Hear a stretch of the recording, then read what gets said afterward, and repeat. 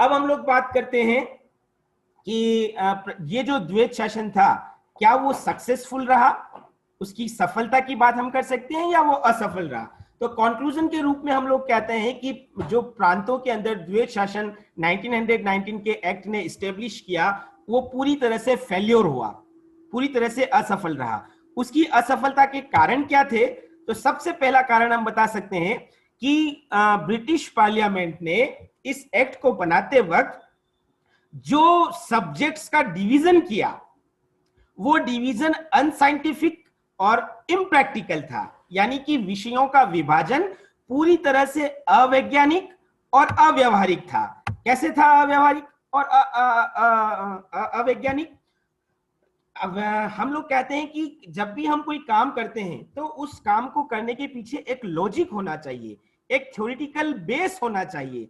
लेकिन अंग्रेजों ने जो दो सब्जेक्ट्स बनाए, एक रिजर्व सब्जेक्ट और एक ट्रांसफर सब्जेक्ट, दोनों के अंदर जिन जिन सब्जेक्ट्स को इंक्लूड किया वो उनकी मन मर्जी से था। मन मर्जी का मतलब जो सब्जेक्ट्स ब्रिटिश एम्पायर के लिए उनके इंटरेस्ट को पूरा करने वाले थे उनको उन्होंने रिजर्व कैटेगरी में डाल दिया, और जो सब्जेक्ट्स उनको लगा कि नहीं इनको भारतीयों को देने से कोई नुकसान नहीं है उनको उन्होंने ट्रांसफर की कैटेगरी में, ट्रांसफर सब्जेक्ट की कैटेगरी में डाल दिया। मतलब ये जो विभाजन किया गया वो उनकी मर्जी का विभाजन था, उनकी इच्छा के आधार पर किया गया, उसके पीछे कोई लॉजिक नहीं था। जैसे मैंने अभी आपको एक एग्जांपल दिया था कि अगर एजुकेशन के ऊपर कुछ खर्च करना है तो उस खर्च करने के लिए पैसा फाइनेंस डिपार्टमेंट देगा, लेकिन वो दोनों ही अलग अलग एरियाज के सब्जेक्ट्स हैं, तो कैसे उनके बीच में कोऑर्डिनेशन? तो कोऑर्डिनेशन का कोई बेस ही नहीं रहा।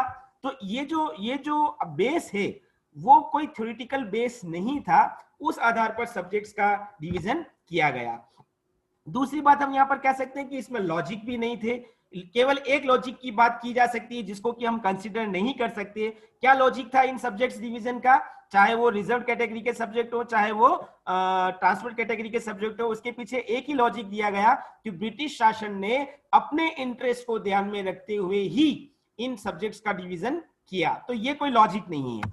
फिर अगली बात, जिस तरह से सब्जेक्ट्स का डिवीजन किया गया उसमें हम ये कह सकते हैं कि उन्होंने, ब्रिटिश एम्पायर ने अपनी स्वेच्छाचारिता यानी कि जो उनका एब्सोल्यूटनेस था, जो निरंकुशता थी, उसको प्रदर्शित किया।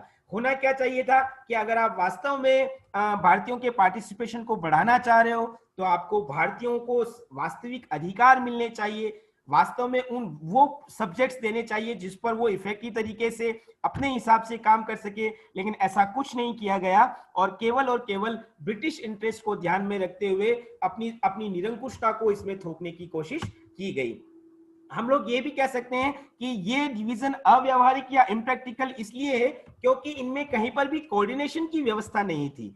जैसे कि कोऑर्डिनेशन, किसी भी गवर्नमेंट को चलाने के लिए डिफरेंट डिपार्टमेंट्स के बीच में कोऑर्डिनेशन होना चाहिए, लेकिन यहाँ पर बिल्कुल सेपरेट रख दिया गया, एक ट्रांसफर सब्जेक्ट के अंदर और एक रिजर्व सब्जेक्ट्स के अंदर, और इनके बीच में किसी भी प्रकार का कोऑर्डिनेशन नहीं था। क्यों नहीं था? क्योंकि जो रिजर्व सब्जेक्ट्स के ऊपर काम करने का राइट्स गवर्नर और उसकी एग्जीक्यूटिव काउंसिल को था वो पूरी तरह से इररेस्पॉन्सिबल थी और वो पूरी तरह से ब्रिटिश इंटरेस्ट को ही ध्यान में रख रही थी, जबकि जो दूसरे ट्रांसफर सब्जेक्ट्स पर काम करने का अधिकार था वो गवर्नर और इलेक्टेड मिनिस्टर्स के पास था और उनको रेस्पॉन्सिबल बनाया गया।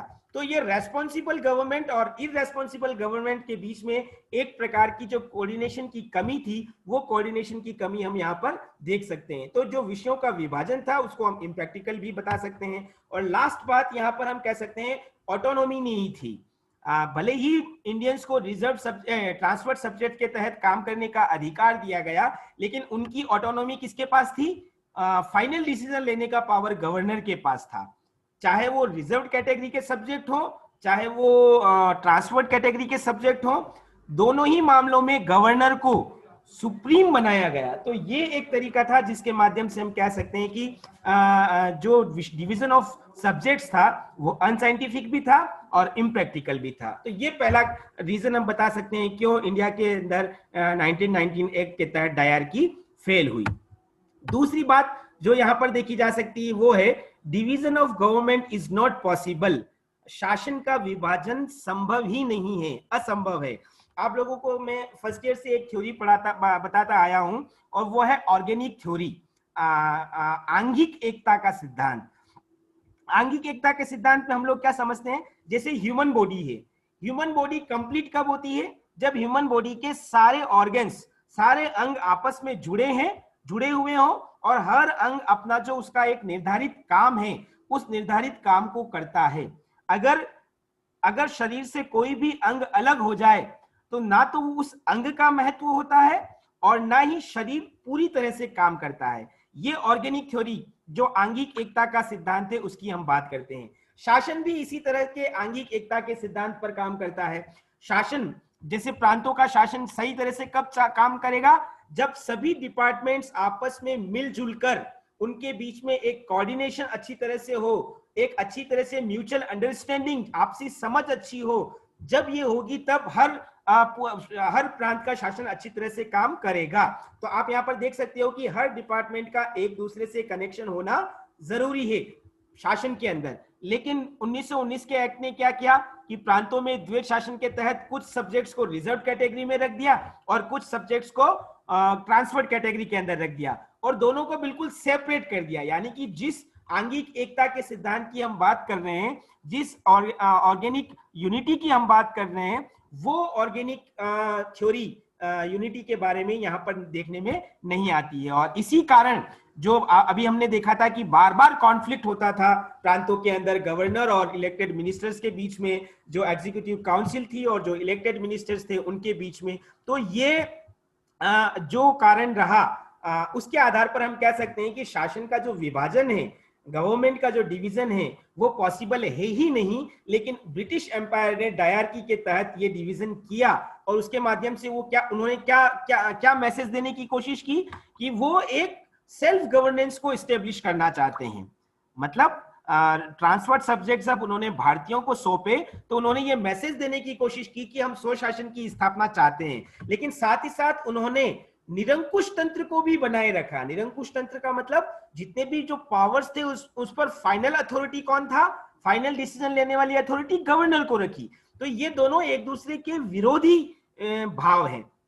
एक तरफ तो आप निरंकुशता अपना रहे हो, दूसरी तरफ आप स्वशासन की बात कर रहे हो। तो ये दो जो विरोधी बातें हैं वो कभी भी शासन को सफल नहीं बनाती है। तो इस रूप में हम कह सकते हैं कि जो ब्रिटिश एम्पायर था, वो ब्रिटिश एम्पायर ने जो डिवीजन ऑफ गवर्नमेंट किया वो पूरी तरह से गलत था। ये कभी भी संभव नहीं है। ये दूसरा कारण प्रांतों में द्वैत शासन की असफलता का। मैं को आगे देखते हुए तीसरा जो रीजन है डायरकी की असफलता का, वो है एब्सोल्यूट पावर्स ऑफ गवर्नर। गवर्नरों को जो निरंकुश शक्तियां सौंपी गई थी उसने भी द्वैत शासन को असफल बनाया। हम लोग जानते हैं जैसे सेंट्रल के अंदर गवर्नर जनरल सुप्रीम था, वैसे ही प्रांतों के अंदर गवर्नर को सुप्रीम पोजीशन के अंदर रखा गया। एक तरह से जो दो मेजर पावर थे, एग्जीक्यूटिव पावर्स और लेजिस्लेटिव पावर्स, इन दोनों ही फील्ड के अंदर गवर्नर को, उसके निर्णय को सुप्रीम रखा गया। वो जो चाहता, जैसा चाहता वैसा निर्णय वो ले सकता था। वैसे हम लोग क्या कहते हैं कि गवर्नर जो है वो स्टेट का हेड है और उसके साथ साथ बहुत सारे मिनिस्टर्स भी एसोसिएट है। लेकिन जब हम लोग बात करते हैं डायरकी के तहत, तो दो तरह की जो एग्जीक्यूटिव थी डायरकी के सिस्टम में, एक तो गवर्नर के साथ एग्जीक्यूटिव काउंसिल की जो कि डायरेक्टली ब्रिटेन से अपॉइंट होती थी, लेकिन जो दूसरी इलेक्टेड मिनिस्टर्स की काउंसिल जो एग्जीक्यूटिव थी, उसके बारे में हम ये कह सकते हैं कि उसके मिनिस्टर्स जो भी एडवाइस देते, गवर्नर उस एडवाइस को मानने के लिए बाध्य नहीं था और जनरली गवर्नर उनकी एडवाइस को नहीं मानता था। प्रैक्टिस में बहुत सारे ऐसे ओकेजन आए जब गवर्नर ने जो इलेक्टेड मिनिस्टर्स थे उनकी बातों को नहीं माना। तो एक ये अलग फील्ड की हम बात कर सकते हैं। दूसरी बात हम लोग ये कह सकते हैं कि इलेक्टेड मिनिस्टर्स जो है वो लेजिस्लेचर से चुनकर आते थे। तो जब तक इलेक्टेड मिनिस्टर्स को रिक्रूट नहीं कर दिया जाता या जब तक उन मिनिस्टर्स को अपॉइंट नहीं कर दिया जाता, तब तक उनके जो पोर्टफोलियो या उनके जो विभाग थे उस पर गवर्नर का नियंत्रण रहता था और गवर्नर उस समय अपनी मर्जी से इंडियंस की एक्सपेक्टेशन के अगेंस्ट जाकर भी काम कर लेता था। तो ये एक और एरिया है जहां पर गवर्नर की जो निरंकुशता थी वो हम देख सकते हैं। फिर तीसरी बात, अभी हमने देखा कि दो तरह के सब्जेक्ट्स थे प्रांतों में, एक रिजर्व्ड और एक ट्रांसफर। ट्रांसफर सब्जेक्ट्स पर काम करने का अधिकार इंडियन मिनिस्टर्स को था, लेकिन 1919 के एक्ट में यह भी प्रोविजन रखा गया कि स्पेशल सर्कमस्टांसेस, अब वो स्पेशल सर्कमस्टांसेस क्या होगी वो गवर्नर डिसाइड करेगा, लेकिन स्पेशल सर्कमस्टांसेस के अंदर वो इन ट्रांसफर सब्जेक्ट के ऊपर भी काम करने का राइट्स रखता था। तो ये देखो क्या आप, मतलब कैप्चर जिसको हम कहते हैं कि हथियाना, विषयों को हथियाने का अधिकार भी गवर्नर के पास 1919 के एक्ट के अंदर रहा। फिर अगली बात हम ये कह सकते हैं कि 1919 के एक्ट ने एक और राइट प्रांतों के अंदर गवर्नर को दिया था, और वो था कि गुड गवर्नेंस के नाम पर, मतलब गवर्नेंस स्मूथली कैसे चले, गुड गवर्नेंस कैसे स्टेब्लिश हो, तो सुशासन की स्थापना के लिए गवर्नर कोई भी कानून बना सकता था, और उस कानून से अगर इंडियन मिनिस्टर्स या ट्रांसफर सब्जेक्ट्स अगर इफेक्ट हो रहे हो तो भी उसकी कोई परवाह नहीं की जाती थी। तो ये एक और एरिया जो था गुड गवर्नेंस के नाम पर कानून बनाने का, इसने भी प्रांतों के अंदर गवर्नर को बहुत ज्यादा शक्तिशाली बना दिया था। और लास्ट एक और बात हम कह सकते हैं कि जो पब्लिक सर्वेंट थे, लोक सेवक जिसको हम कहते हैं, उन पब्लिक सर्वेंट्स पर भी गवर्नर का कंट्रोल था, क्योंकि ज्यादातर जो हायर पोस्ट पे पब्लिक सर्वेंट थे वो सब यूरोपियन लोग थे, और गवर्नर भी यूरोपीय था। तो जो इंडियन मिनिस्टर्स थे उनका कोऑर्डिनेशन उन लोक सेवकों के साथ नहीं था, उनका कंट्रोल उन पब्लिक सर्वेंट्स पर नहीं था। तो एक तरह से पूरी की पूरी जो कंट्रोलिंग पावर थी ब्यूरोक्रेसी की या पब्लिक सर्वेंट्स की, वो गवर्नर के पास थी। तो ये सारे जो फैक्टर्स हैं, चाहे वो मिनिस्टर्स को अपॉइंट करने का हो, चाहे उनके डिपार्टमेंट्स को हथियाने का हो, चाहे ट्रांसफर लिस्ट के सब्जेक्ट्स को हथियाने का हो, चाहे गुड गवर्नेंस के नाम पर नियम बनाने का हो, चाहे पब्लिक सर्वेंट्स के ऊपर कंट्रोल रखने का हो, ये सारे पावर्स गवर्नर के पास थे। तो इसीलिए गवर्नर की जो स्थिति थी, उसका जो स्टेटस था, वो एक एब्सोल्यूट अथॉरिटी का, निरंकुश सत्ता की स्थिति थी। और हम लोग कहते हैं कि जब निरंकुश सत्ता की बात इस एक्ट ने स्थापित की तो उसने डायरकी को बहुत हद तक इफेक्ट किया। ये एक अगला कारण द्वैत शासन की असफलता का। फिर अगली बात हम करते हैं डबल रेस्पॉन्सिबिलिटीज ऑफ मिनिस्टर्स। जो मंत्री थे उनका दोहरा दायित्व था। अब यहाँ पर हम कौन से मंत्रियों की बात कर रहे हैं? जो ट्रांसफर्ड सब्जेक्ट्स पर काम करने वाले मिनिस्टर थे, जिनका इलेक्शन हो रहा था लेजिस्लेचर से, जो प्रांतों की विधायिका थी उनसे उनका निर्वाचन हो रहा था। तो ऐसे ट्रांसफर्ड सब्जेक्ट्स पर काम करने वाले जो मिनिस्टर्स थे उनकी रेस्पॉन्सिबिलिटी डबल हो गई थी। डबल कैसे? एक तो जहां पर वो चुनकर आए थे, पब्लिक ने जहां पर उन्हें चुनकर भेजा था लेजिस्लेचर में, अपने काम को लेकर वो उसके प्रति रेस्पॉन्सिबल थे, और दूसरा उनका जो हेड था गवर्नर, वो उनके ऊपर भी, वो उनके प्रति भी रेस्पॉन्सिबल थे। जबकि दोनों के इंटरेस्ट अलग अलग थे। स्टेट जो प्रोविंसेस की लेजिस्लेचर थे उनका इंटरेस्ट क्या था?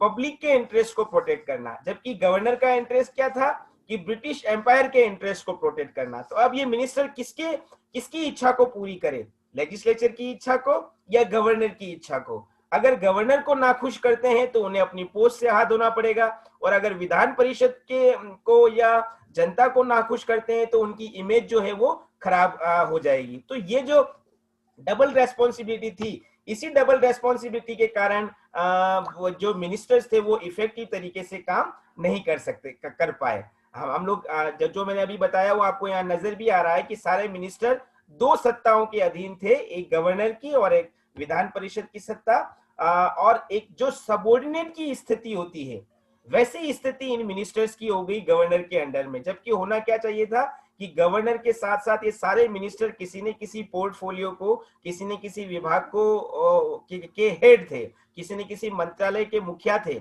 और मुखिया होने के नाते ऑटोनॉमी इनके पास होनी चाहिए थी, निर्णय लेने की स्वतंत्रता। लेकिन वो ऑटोनॉमी इनके पास नहीं थी, बल्कि ये केवल और केवल गवर्नर के इशारों पर ही काम करने को मजबूर थे, या हम कह सकते हैं कि गवर्नर की इच्छा के विपरीत काम करने का इनके पास कोई राइट्स नहीं था। तो एक तरह से जो सबऑर्डिनेट्स की स्थिति होती है, इन मिनिस्टर्स की स्थिति भी वैसी सबऑर्डिनेट्स की हो गई।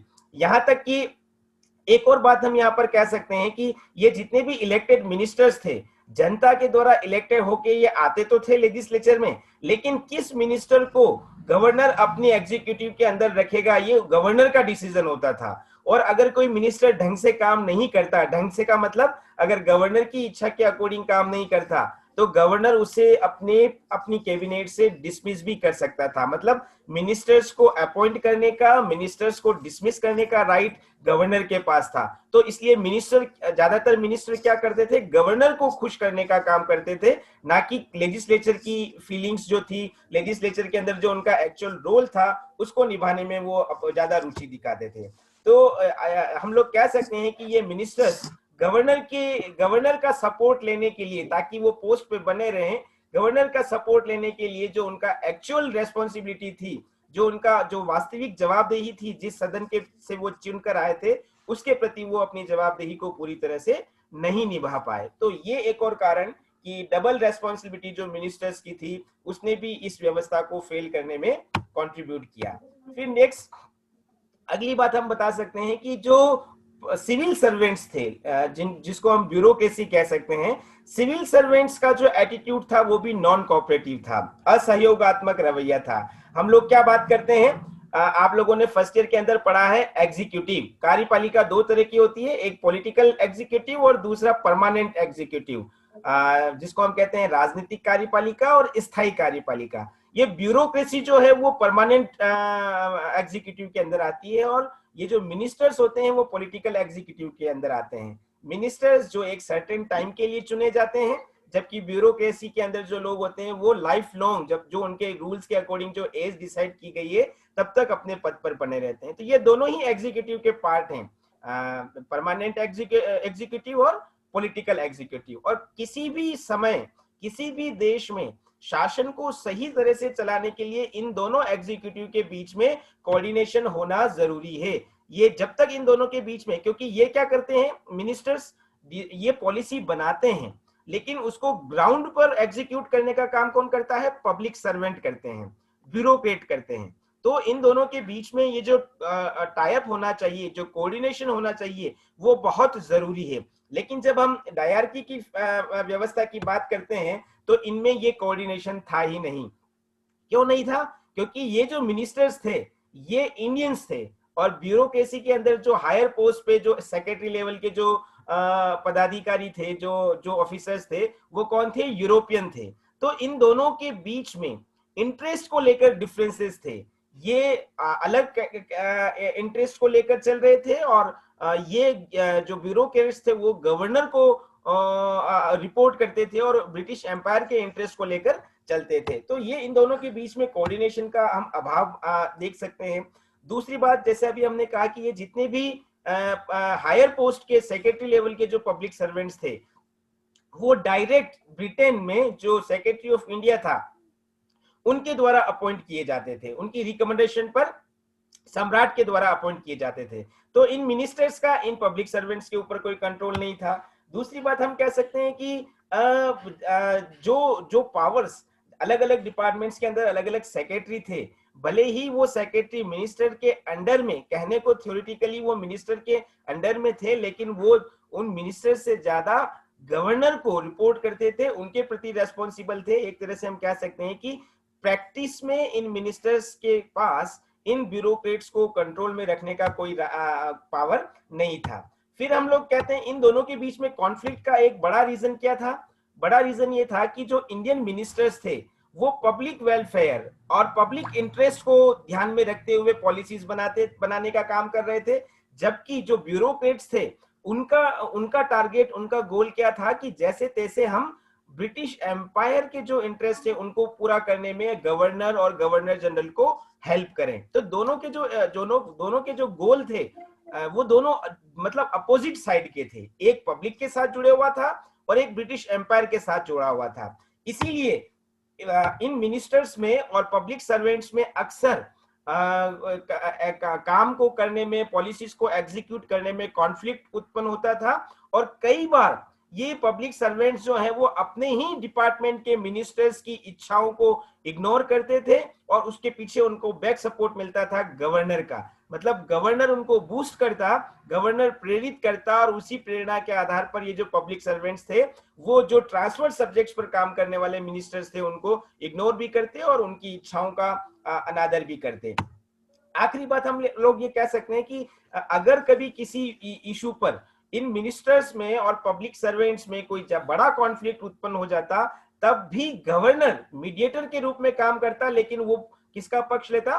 पब्लिक सर्वेंट्स, जो ब्यूरोक्रेट्स थे, जो यूरोपियंस थे, जो ब्रिटिश एम्पायर के इंटरेस्ट को प्रोटेक्ट कर रहे थे, गवर्नर ज्यादातर उन्हीं का फेवर करता। तो इस कारण भी जो इंडियन मिनिस्टर्स थे वो न तो इफेक्टिव तरीके से काम कर पाए और न ही वो जो रेस्पॉन्सिबिलिटी उनको दी गई उनको निभा पाए, और न ही जनता में एक पुख्ता पहचान बना पाए। तो ये पब्लिक सर्वेंट्स का जो नॉन कोऑपरेटिव एटीट्यूड था, इसने भी डायरकी को फेल करने में बहुत इंपॉर्टेंट रोल प्ले किया।